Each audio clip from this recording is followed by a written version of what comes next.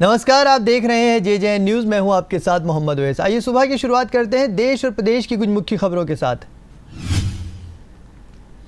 उत्तराखंड में बुधवार को कोरोना के 513 नए मामले दर्ज किए गए हैं। वहीं 22 मरीजों की मौत हुई है।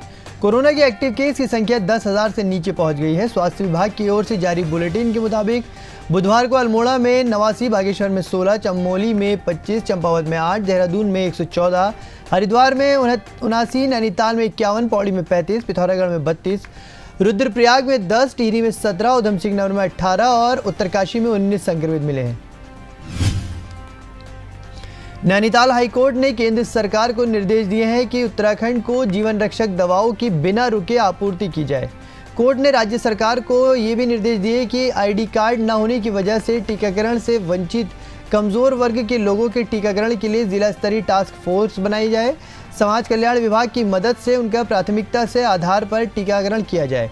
हाईकोर्ट ने केंद्र और राज्य सरकार से कहा कि वे कोरोना की तीसरी लहर के हिसाब से तैयार रहें और स्वास्थ्य निदेशक की अध्यक्षता में बनी बाल रोग विशेषज्ञों की कमेटी की संस्तुति तुरंत लागू कर उनकी रिपोर्ट कोर्ट में पेश करें। केंद्र सरकार के सभी कर्मचारियों को उनके परिवार के किसी सदस्य के कोविड-19 से संक्रमित होने की स्थिति में अब 15 दिनों की स्पेशल छुट्टी मिलेगी और अगर 15 दिनों के बाद भी परिवार का कोई भी सदस्य संक्रमित है या अस्पताल में भर्ती है तो उसके अस्पताल से छुट्टी मिलने तक छुट्टी और बढ़ाई जा सकती है। वहीं एक अन्य फैसले में भारत सरकार ने अलग अलग मंत्रालयों में काम करने वाले कॉन्ट्रैक्चुअल कर्मचारियों को भी बड़ी राहत दी है। केंद्र सरकार के आदेश के मुताबिक ऐसे सभी कॉन्ट्रैक्चुअल कर्मचारियों को कोरोना की दूसरी लहर के दौरान घरों में थे उनको ऑन ड्यूटी माना जाएगा और उनका 1 अप्रैल से 30 जून 2021 तक की पूरी सैलरी देने का फैसला लिया गया है। देश में कोरोना की दूसरी लहर पर काबू पा लिया गया है। वहीं विशेषज्ञ आशंका जता रहे हैं कि कोरोना की तीसरी लहर बच्चों के लिए बेहद खतरनाक होगी। इस बीच सरकार ने बच्चों में कोरोना वायरस संक्रमण के मैनेजमेंट के लिए विस्तृत गाइडलाइन जारी की है। इसमें रेमडेसिविर के इस्तेमाल का सुझाव नहीं दिया गया है। साथ ही सीटी स्कैन का तार्किक इस्तेमाल करने को कहा है। केंद्रीय स्वास्थ्य मंत्रालय के तहत स्वास्थ्य सेवा महानिदेशालय की तरफ से जारी दिशा निर्देशों में ये भी कहा गया है कि संक्रमण के लक्षण मुक्त हल्के मामलों में स्टेरॉइड दवाओं का इस्तेमाल हानिकारक है। DGSA ने केवल अस्पताल में भर्ती गंभीर और अत्यंत गंभीर मामलों के रोगियों के इलाज में ही स्टेरॉइड दवाओं के इस्तेमाल का सुझाव दिया है। केंद्र की मोदी सरकार ने किसानों को राहत देते हुए बड़ा फैसला लिया है। खरीफ फसलों पर न्यूनतम समर्थन मूल्य यानी MSP में बढ़ोतरी को मंजूरी दे दी गई है।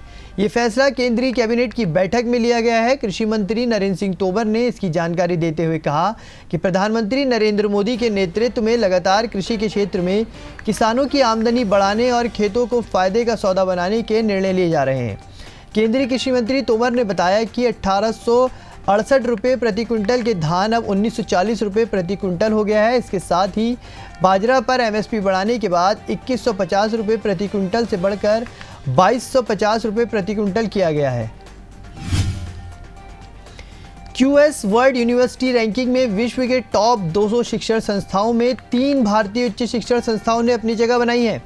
रैंकिंग में विश्व के टॉप 200 शिक्षण संस्थाओं में IIT बॉम्बे 177वें, IIT दिल्ली 185वें और बेंगलुरु स्थित भारतीय विज्ञान संस्था 186वें स्थान पर आया है। केंद्रीय शिक्षा मंत्री रमेश पोखरियाल निशंक ने इस पर खुशी जाहिर की है। केंद्रीय शिक्षा मंत्री रमेश पोखरियाल निशंक ने कहा कि मुझे ये बताते हुए बेहद खुशी और गर्व महसूस हो रहा है कि QS वर्ल्ड यूनिवर्सिटी रैंकिंग में 22 भारतीय विश्वविद्यालय ने टॉप 1000 विश्वविद्यालयों में स्थान प्राप्त किया है। कोरोना काल में एक अच्छी खबर सामने आई है। दरअसल एंटीबॉडी कॉकटेल का कोरोना मरीजों पर इस्तेमाल करने से उनमें फास्ट रिकवरी देखी गई है। दिल्ली के सर गंगाराम अस्पताल ने बताया कि उनके 2 कोरोना मरीजों पर मोनोक्लोनल एंटीबॉडी का इस्तेमाल किया गया। इसे एंटीबॉडी कॉकटेल भी कहा जाता है।